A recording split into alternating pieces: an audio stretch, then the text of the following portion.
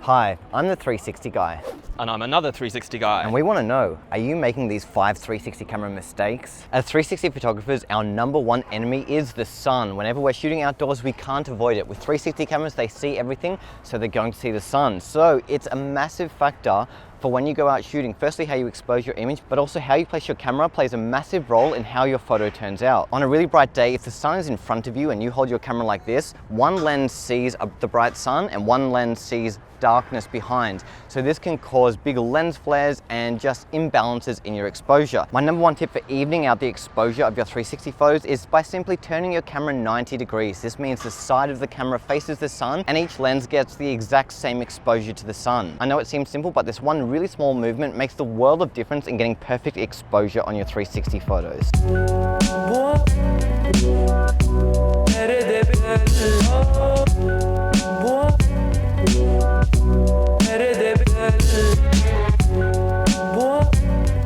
So when you first buy your 360 camera, you may be tempted to use it by hand like you would most other cameras. However, that's not a good idea because if you do, your thumb, your finger may get in the shot, it may ruin your shot. What you want to do is get a selfie stick, pretty much any selfie stick, but ideally one with not much going on at the top. Then you want to screw it on and basically have it at least half a meter away from your body so that basically none of your body is going to be in the way of the photo. You want to have it at least this far away from your body because if you have it any closer, it's going to make your hand or any other part of your body seem much bigger than it actually is. Every selfie stick has a blind spot directly underneath it, which means if you hold your selfie stick like this, both the selfie stick and your hand will be hidden.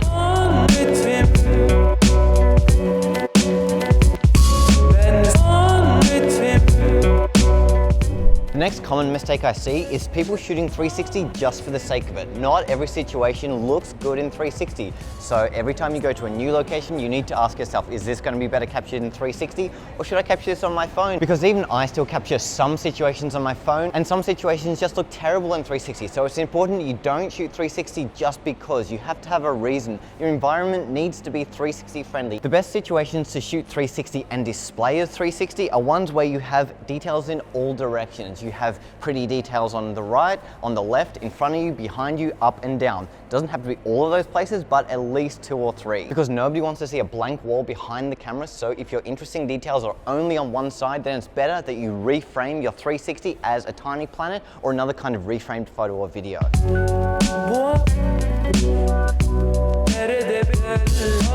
If you choose to display your 360 photo or video in the 360 format, then make sure the most interesting part of the area you're shooting is the first thing people see. You can't rely on people to look around the image to eventually get to the good bit because you will just lose their attention. Work out which side of your camera is the front and the back and make sure that the front is pointed at the most interesting part of the scene. For example, this graffiti behind me. Pretty much any platform where you display your 360 image allows you to choose the starting point, so make sure you choose the most interesting point first because it gives you a much greater chance of your audience actually looking at your image. And on platforms like Facebook, people have very short attention spans, so you really need to grab their attention quickly. If you think about it, there is such a vast amount of content already on Facebook. Your 360 photos or videos need to be so good to stand out in this crowd, and it will massively increase the chances of people actually looking around your 360 photos.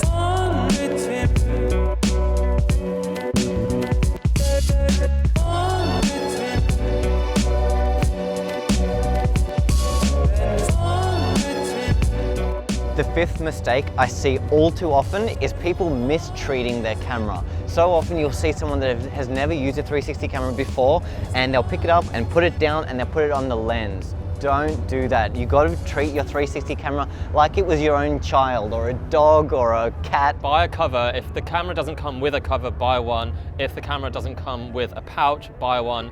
Don't just keep it in your bag, don't keep it in the same pocket as your keys or your phone because it's so vulnerable, it's going to scratch the lenses and the camera's going to be ruined. Yeah, 360 cameras are designed in a way like no other camera because they have lenses on both sides. So you need to be really careful whenever you put it down on the ground. Again, use a case, but also if you're out shooting, never ever shoot with the camera on its own like this. Don't put it down, walk away and take a shot remotely because I'm going to speak from experience here, it will blow over and you will be $300 poorer. This little tripod here is one of the best investments I've ever made. It's by Joby. I think it's called the Micropod, but look at how small it folds up to. But I know every time I go out shooting, my camera isn't going to blow over in the wind and I'm not going to have to buy a new one because this has my back. And it's very easy to edit out of your 360 photos. You can do it in Snapseed or Photoshop, however you like to do it.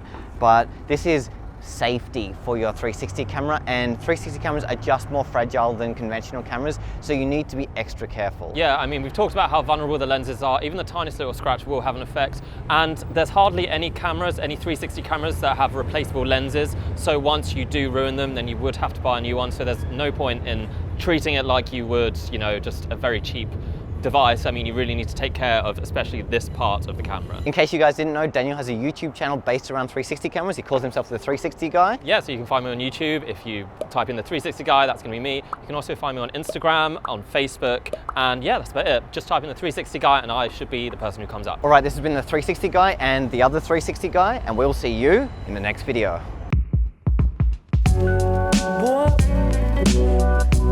Nerede bir